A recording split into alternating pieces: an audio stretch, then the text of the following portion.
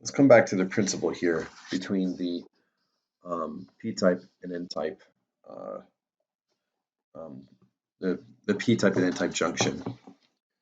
So in this junction, a current density is produced. You have basically two types of current going on here. You have what's called the dark current or the reverse saturation current, which is the current going from the p-type to the n-type. And then you have what's called the light-induced recombination current, which is the n-type to the p-type. The difference between those two ends up becoming what we would call the junction current density. So again, that junction current density would be the difference between the current flowing from the n-type to the p-type minus that going from the p-type to the p-type to the n-type.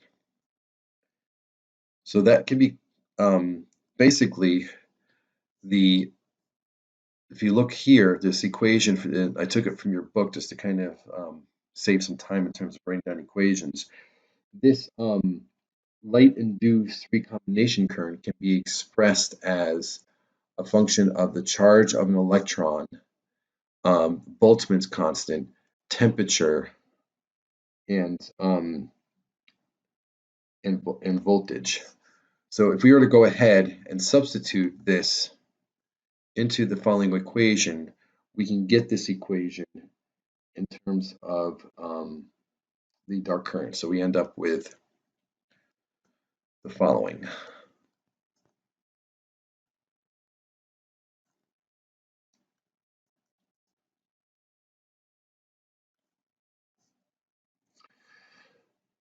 So if we were to go ahead and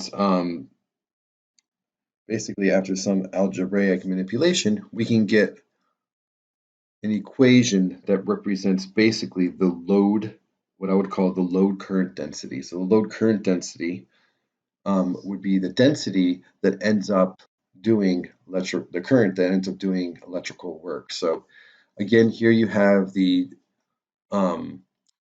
sum of the junction of the current density going through the p-type n-type junction. And what happens is that when you connect an external load, you end up getting what's called a load current.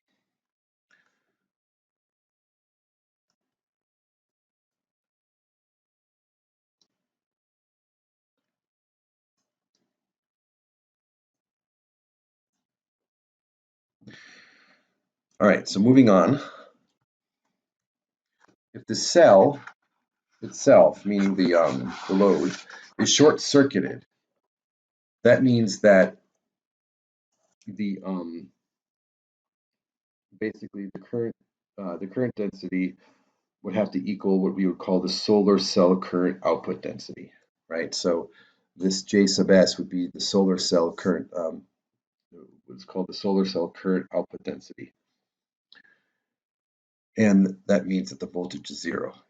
If the current is open, that means that the load currency is zero and the output of the cell is directed through the junction. Under these conditions, the voltage is called the open circuit voltage. So the performance of a photovoltaic cell is typically described using the short circuit current and the open current voltage. So again, the open current voltage can be expressed by the following equation.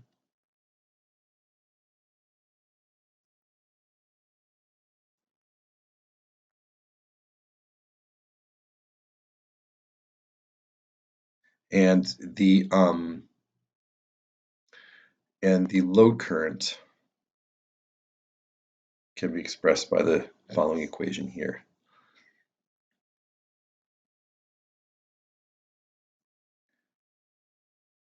So again, these are just, we're not actually going to be going through and using these equations too much. What I wanted to do is just give you an idea of how, if you were to, for example, buy a photovoltaic cell, they would be quantified in terms of their performance, which would be described by what they would call the open circuit voltage and also uh,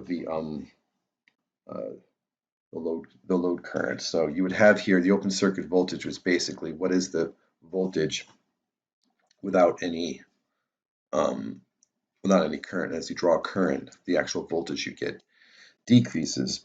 So basically, what you get is a certain performance curve. And what I mean is that as you draw more current onto your load, as the solar cell produces more current to um, meet your load demands, the voltage drops to a certain point to where you get a certain optimum power out of the solar cell. For example, let's look at the graph. Here on the y-axis, you have current density. So what you get here, for example, let's look at this performance curve for a solar cell that has an open circuit voltage of 0.6 volts operating at a temperature of 300 K. You can see here, for example, that for an open circuit voltage of 0.6 volts, if you have an increase in your current that you're drawing, the voltage drops, but the overall power increase, right? Again, power equals current density times area, of course, multiplied by voltage. So what's happening is that you're increasing the current, but the voltage is decreasing ever so slightly.